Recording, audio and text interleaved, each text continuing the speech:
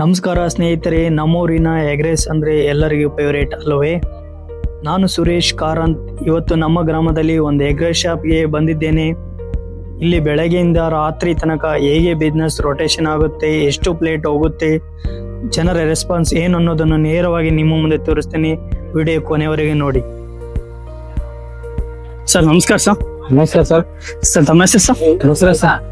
Basavaraj sir. ಹಾ sir. Sir ಯಾವ್ದು sir ಇನ್ ಸರ್? ಸರ್ ನಮ್ದು ಇದೇ ಪ್ರಾಪರ್ ಸರ್, ನಮ್ದು ಅನ್ವರಿ. ಸರ್ ಇದು ಏನ್ ಸರ್ ಎಗ್ರೆಸ್ ಸೆಂಟರ್ ಸರ್? ಹೌದು ಸರ್, ಎಗ್ರೆಸ್ ಸೆಂಟರ್, ಭವಾನಿ ಎಗ್ರೆಸ್ ಸೆಂಟರ್ ಅಂತ. ಭವಾನಿ ಎಗ್ರೆಸ್ ಸೆಂಟರ್ ಸರ್. ಹಾ ಸರ್. ಹೆಂಗ್ ಸರ್ ರೈಸ್, ಒಂದು ಪ್ಲೇಟ್ ರೈಸ್? ಸರ್ ಇದು 40-50 ನಾರ್ಮಲ್ 40 ಸರ್, ಸ್ಪೆಷಲ್ 50 ಆಮ್ಲೆಟ್ ಬೋಡೆಗ್ ಇದೆ ಸರ್. ಮತ್ತೆ ಸರ್ ಹೆಂಗ್ ಸರ್ ಬಿಸ್ನೆಸ್ ಚೆನ್ನಾಗಿ ರನ್ ಆಗ್ತಾ ಇದೆಯಾ? ಸರ್ ಚೆನ್ನಾಗಿ ರನ್ ಆಗ್ತದೆ ಸರ್. ಚೆನ್ನಾಗಿ ರನ್.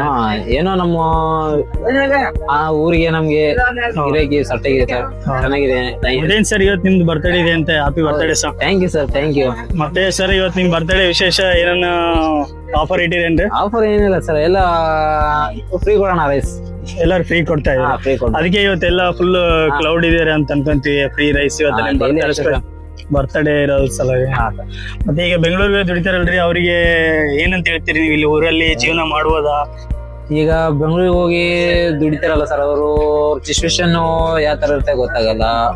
ಈಗ ಹೊಲ ಮನೆ ಬದುಕಿ ನಂಬರ್ಗೆ ಒಂದು ಟೈಮ್ ಏನೋ ಕೈ ಕೊಡ್ತೀವಲ್ಲ, ಬೆಳಿಲ್ಲ, ಲಾಸ್ ಬಂತು, ರೈತರು ಏನೋ ಹಂಗಾಗಿ ಸಾಲ ಮಾಡ್ಕೊಂಡು ಬೆಂಗಳೂರಿಗೆ ಹೋಗಿ ದುಡ್ತಾ ಇರ್ತಾರೆ.